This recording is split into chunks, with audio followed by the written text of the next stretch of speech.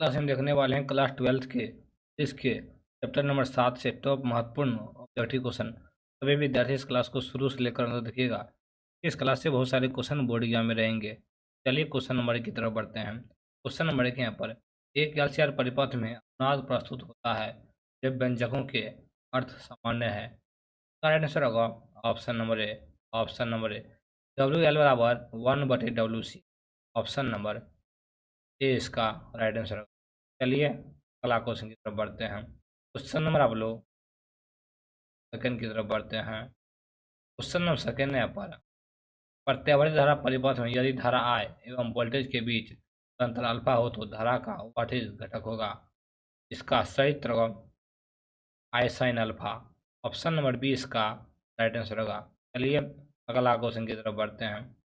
अगला क्वेश्चन 3 है पर यदि किसी प्रत्यावर्ती धारा परिपथ की यथार्थ और आभासी शक्तियाँ क्रमशः PT एवं PA हो तो शक्ति गुणांक होगा।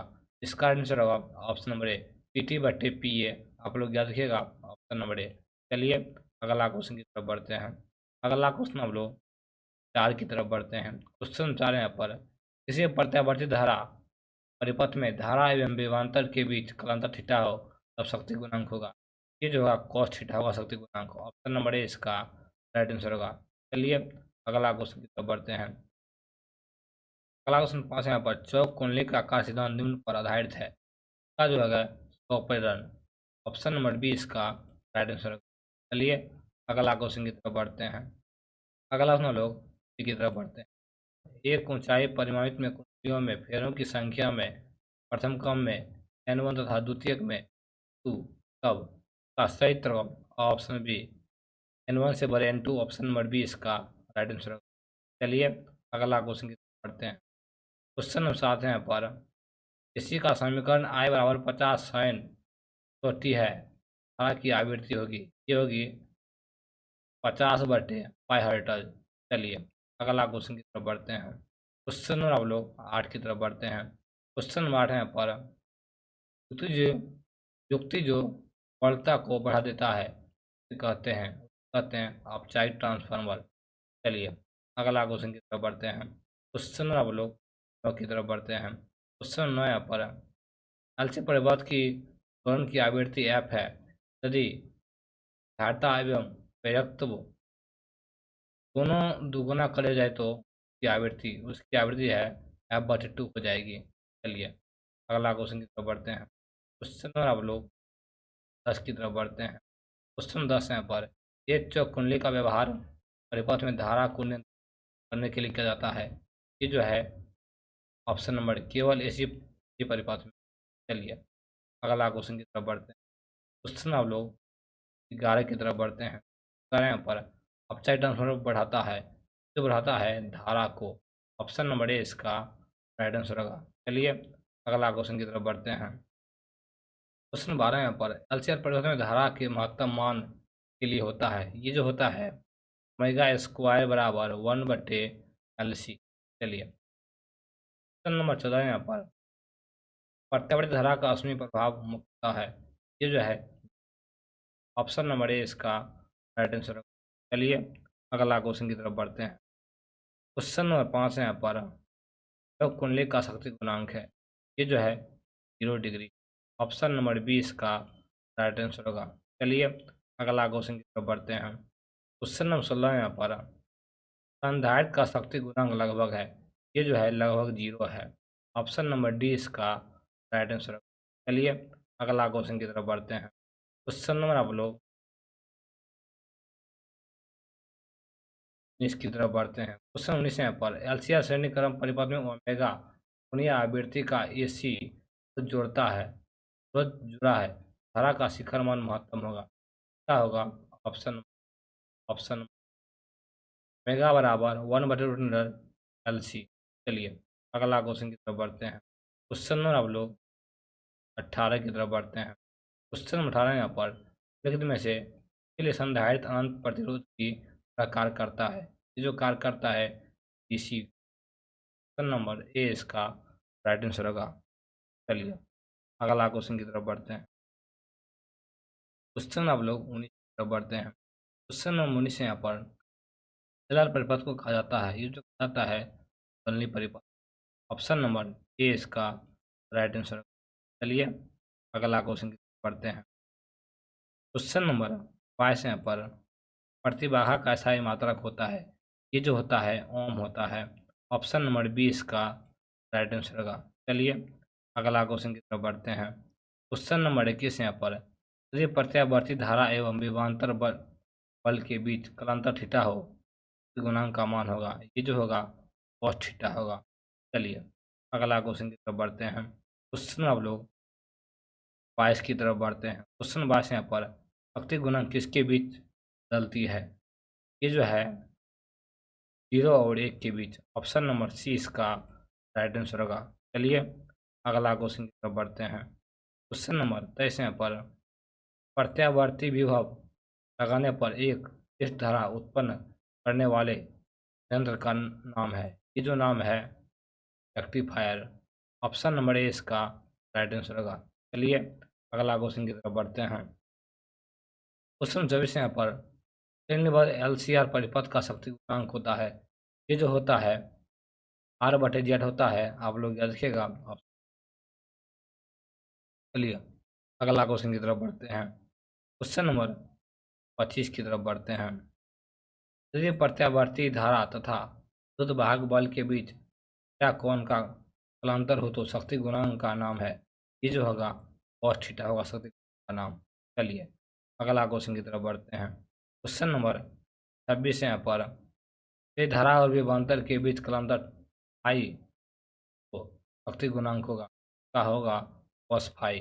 चलिए अगला क्वेश्चन की तरफ बढ़ते हैं। क्वेश्चन नंबर 27 यहाँ पर यांत्रिक ऊर्जा को विद्युत ऊर्जा में बदलने के लिए हमें प्रयोग करते हैं? ये जो प्रयोग करते हैं विद्युत धारा डायनेमो। ऑप्शन नंबर ए इसका राइट आंसर होगा। चलिए अगला क्वेश्चन की तरफ बढ़ते हैं। अगला क्वेश्चन 28 यहाँ पर निम्नलिखित में से इसके लिए संधारित्र अंत प्रतिरोध की तरह कार्य करता है? ये जो DC के लिए कार्य करता है। चलिए अगला क्वेश्चन की तरफ बढ़ते हैं। क्वेश्चन नंबर आप लोग इसकी तरफ बढ़ते हैं। क्वेश्चन नंबर 29 यहाँ पर शुद्ध लेपन में व्यवहार आने वाली धारा होती है? ये जो होती है विशिष्ट धारा होती है। ऑप्शन नंबर ए इसका राइट आंसर होगा।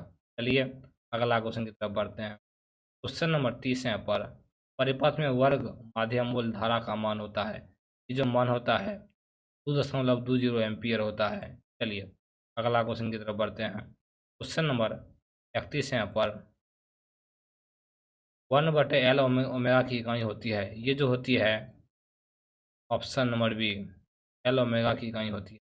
चलिए अगला क्वेश्चन की तरफ बढ़ते हैं। क्वेश्चन नंबर 32 यहाँ पर प्रतिवर्ती धारा तथा ध्रुत भाग बल के बीच बीच फाई कोण का कालांतर हो तो शक्ति गुणांक का मान होगा? ये होगा cos फाई।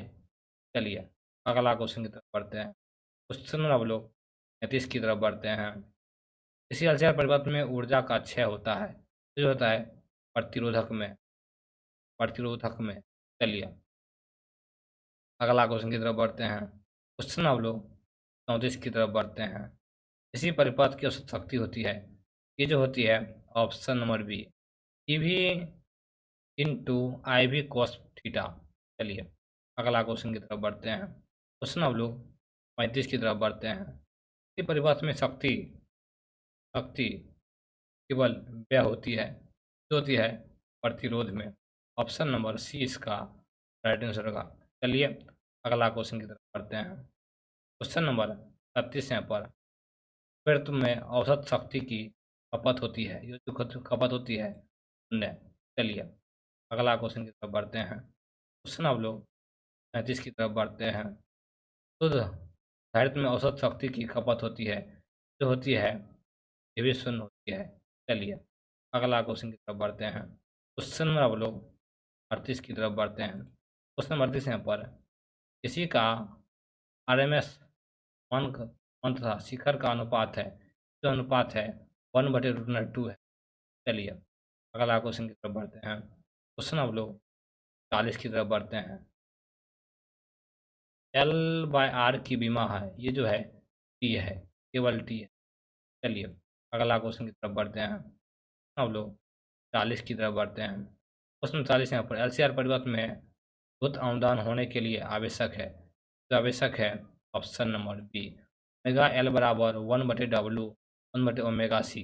चलिए अगला क्वेश्चन की तरफ बढ़ते हैं। क्वेश्चन नंबर 41 यहाँ पर प्रतिभाग का मात्रक होता है, जो मात्रक होता है ओम होता है। चलिए अगला क्वेश्चन की तरफ बढ़ते हैं। क्वेश्चन नंबर 42 यहाँ पर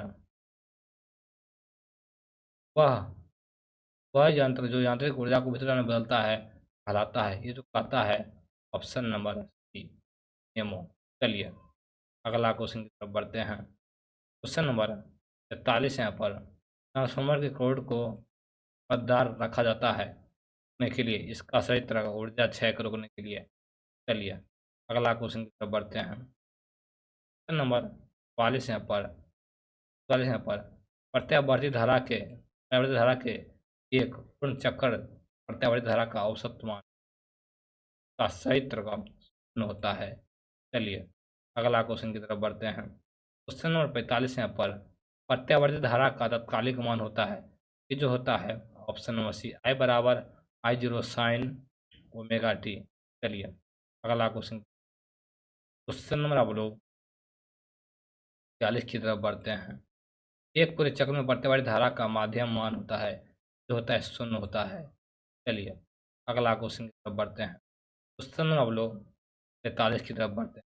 प्रत्यावर्ती धारा के शिखर मान तथा कुल माध्यम वर्ग का मान अनुपात है, जो है रूट है। चलिए अगला क्वेश्चन की तरफ बढ़ते हैं। क्वेश्चन नंबर आप लोग 48 की तरफ बढ़ते हैं। क्वेश्चन नंबर 48 यहाँ पर केवल प्रतिरोध युक्त प्रत्यावर्ती विद्युत परिपथ में धारा तथा शुद्ध भाग बल के बीच कलांतर होता है, जो होता है शून्य होता है। चलिए अगला क्वेश्चन की तरफ बढ़ते हैं। क्वेश्चन आप लोग 50 की तरफ बढ़ते हैं। पेन प्रतिघात होता है, मेगा एल होता है। चलिए अगला क्वेश्चन की तरफ बढ़ते हैं। क्वेश्चन नंबर 50 है पर प्रतिघात का मात्रक होता है, जो ओम होता है। चलिए अगला क्वेश्चन की तरफ बढ़ते हैं। क्वेश्चन नंबर 51 है पर भारतीय प्रतिघात होता है, यू जो होता है 1/ओमेगा सी होता है। चलिए चलिए अगला क्वेश्चन अब लोग 52 की तरफ बढ़ते हैं। 52 है पर भारतीय प्रतिघात का मात्रक ये जो होता है ओम होता है। चलिए अगला क्वेश्चन की तरफ बढ़ते हैं। क्वेश्चन अब लोग 53 की तरफ बढ़ते हैं। तब तारामीटर मापता है प्रत्यावर्ती धारा का मूल का सही तरह का मूल औसत वर्ग धारा। चलिए अगला क्वेश्चन की तरफ बढ़ते हैं। क्वेश्चन नंबर 56 है पर ट्रांसफार्मर के कोड को प्रदार बनाया जाता है ताकि ताकि भंवर धारा द्वारा होने वाली हानि कम की जा सके। क्वेश्चन नंबर सी इसका राइट आंसर। चलिए अगला क्वेश्चन 55 की तरफ बढ़ते हैं। इस जल से पर्वत में ऊर्जा का क्षय होता है, इसका क्षेत्र होगा प्रेरक में। चलिए अगला क्वेश्चन हम लोग 56 की तरफ बढ़ते हैं। भारत में आपूर्ति की जा रहे प्रत्यावर्ती धारा की आवृत्ति 50 हर्ट्ज। अगला क्वेश्चन नंबर 57 है पर एक प्रदीप्तीय लैंप में चौक का उद्देश्य है का सही तरह धारा में कमी करना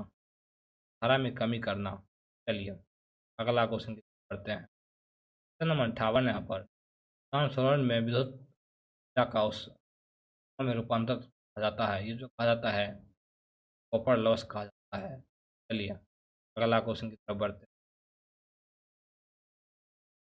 चलिए क्वेश्चन यहीं तक था। ये था चैप्टर 7 से सभी ऑब्जेक्टिव क्वेश्चन। क्लास को चला कमेंट